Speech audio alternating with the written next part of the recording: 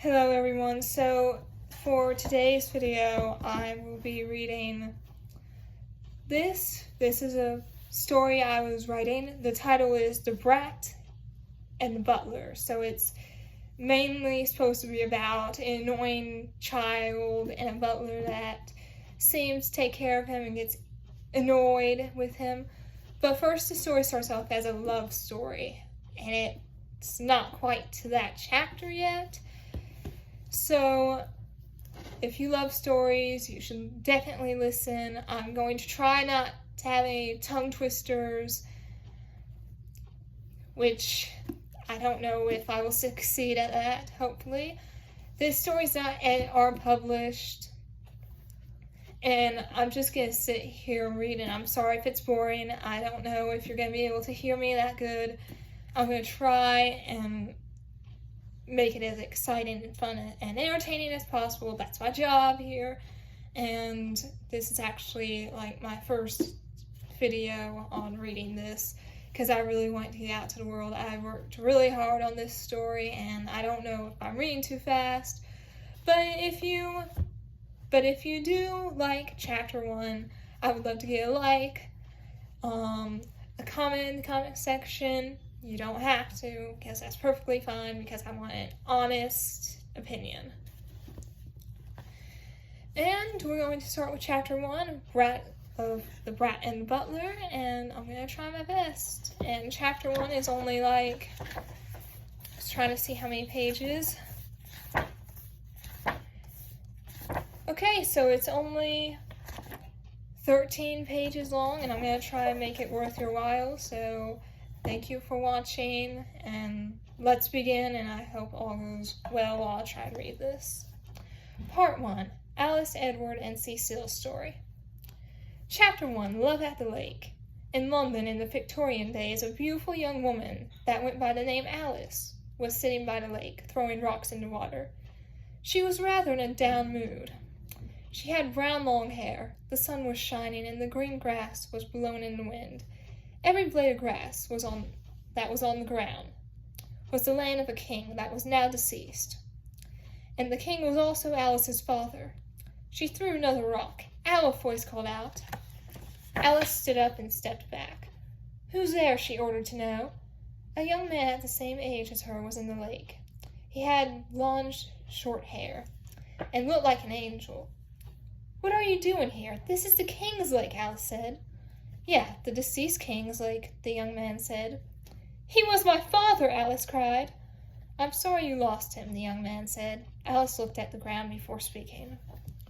"Who are you?" Alice asked. "I was your friend in school, remember?" the young man said before saying his name.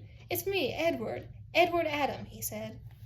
"Are you that boy that wanted to marry me?" Alice asked. "Yes, Alice," Edward said. Alice ran into his arms. Edward was shocked, but hugged her. Alice's mom and grandfather walked outside to look for her.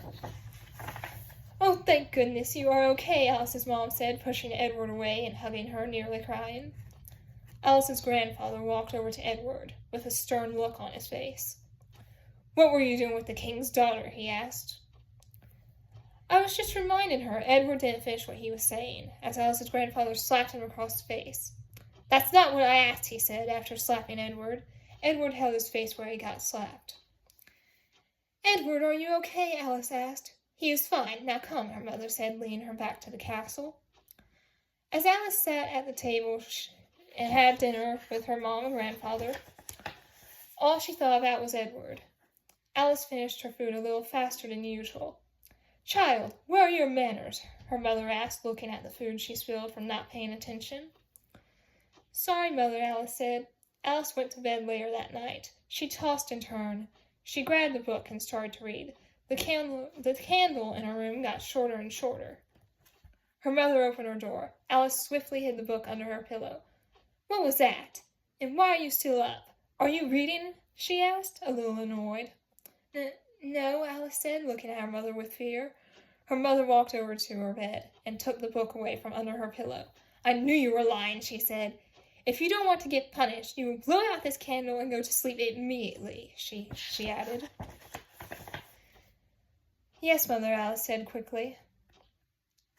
She watched as her mother walked out of her room. Then she blew out the candle and went to sleep. Edward was riding in a wagon. He told the driver to take him to Alice. The driver whipped the reins, and the horses took him there. Edward paid the driver and tipped him. "Thank you, sir," Edward said. The driver rolled his eyes. "Kids," he said to himself. Edward had flowers in his hands, holding them tightly. As he knocked on the door, no one answered. Edward knocked again. He was hoping to see Alice, but her grandfather opened the door and looked down at the boy. "What are you doing here? What do you want so badly?" Alice's grandfather shouted. I just wanted to give Alice these flowers," Edward said. Alice's grandfather looked down at the flowers and grabbed them out of Edward's hands and threw them far.